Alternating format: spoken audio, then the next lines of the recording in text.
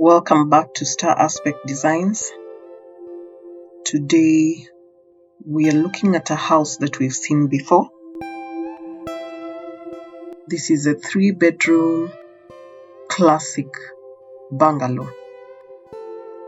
I say it's a house we've seen before, but it has some changes, especially at the front. I know in most of my videos I do a porch where I have a solid RC slab at the top, but I saw that if we are going with a sloping roof, then we have to go with a sloping roof all around, and that is what you're seeing in this particular video. We're having a sloping roof all around, and it's quite a modest bungalow. I'll take you through some changes that we've made inside.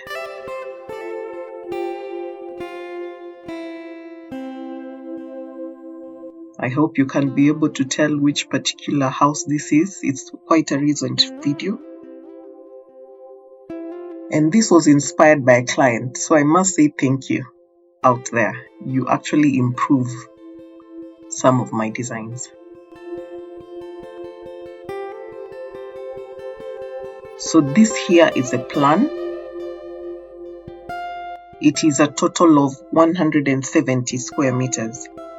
And it's about 11 meters by 15 meters. You can study it in your time, but let's move to the 3D. As I was telling you, this front here is what has changed, especially in the exterior. And it has changed because previously it was a solid slab above, but based on a client's proposal, we saw that it's easier to extend this roof to the front so that you just have one consistent roof all around. And it creates quite a good design, if I say so myself.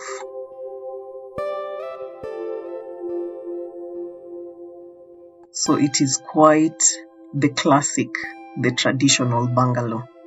And then at the back here, you have a kitchenard that is, of course, surrounded by walls, but also with openings where you have mild steel grills that then make the kitchenard feel sort of indoor and outdoor at the same time. And that's where you'll have your laundry area together with the washing machine and any other thing that you would want to put in that kitchenard.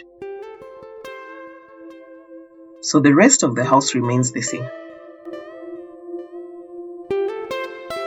Nothing much has changed around, but there's some changes to the exterior that I'll take you through. So I think let's move into the interior. So this here is the front porch. As you can see, it's quite a big porch. You can have a dining set there, you can have some sitting area there, and then that's the main door. So when you get into the interior, this is a discussion that we had extensively in the last similar design, where there was just, when you enter, the cloakroom was located there, but this wall was not present. So the major function of this wall is just to give that cloakroom some privacy and also give the entrance some privacy before you enter the lounge. And it creates quite a good foyer when then you have your cloakroom located at that area there. And then once you get in, to your left you have your dining area, and then to your right you have the lounge. And the dining area borders, of course, the kitchen, which is normally the arrangement we go for. And this is an semi-open kitchen, which is what you see there. So you cannot access it through there. You must access it through this door here.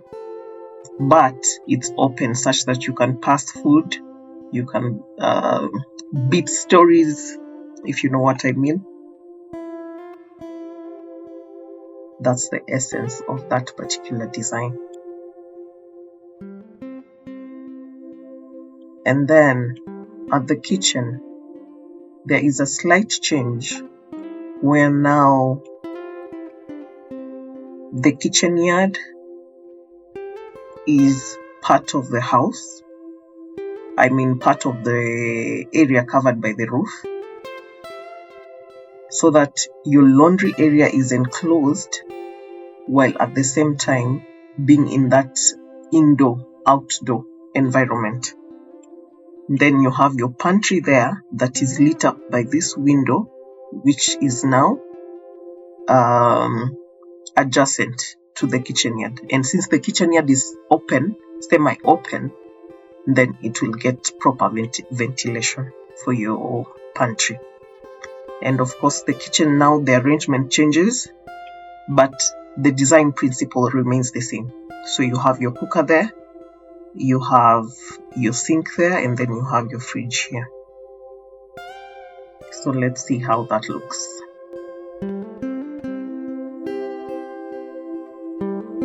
So that is the kitchen.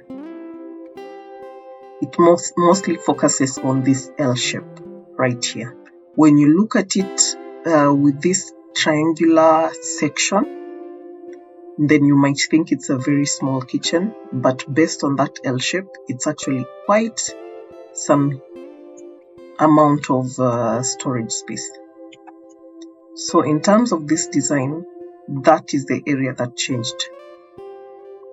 So what changed is the entrance there, and then this kitchen area here. But otherwise, everything else remains the same. So once you get here, then you get into the private areas of the house. You have your bedroom number 1 there and bedroom number 2, and they do share this particular bathroom in the middle. So the corridor houses either a closet or a shoe rack, whichever you might need. So that's dependent on your discretion, depending on your needs. And then this door here and then will lead to the master bedroom. En suite, of course, where you have the bathroom, the walk-in closet, and then the main bed space. So that is it.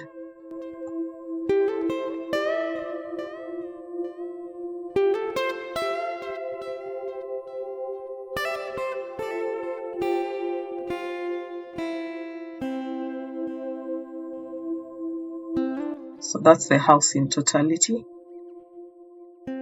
If you're an avid follower, you will be able to tell which particular design this is.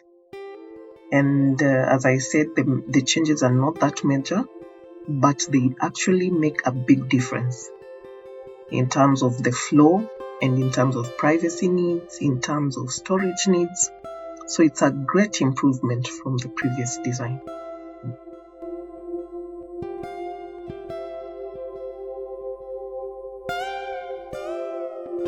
So that brings us to the end of this design tour. Whether you're building your first home, planning for your family, or simply chasing the dream of owning a home, we are here to inspire your next step. If this design lit a little spark for your future home, we'd love to hear about it.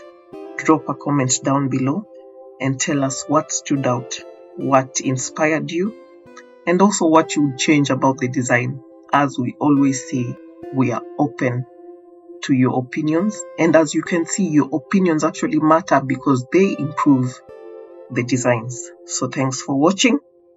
And please don't forget to like, share, and subscribe. And until next time, keep dreaming, keep planning, and as always, live large.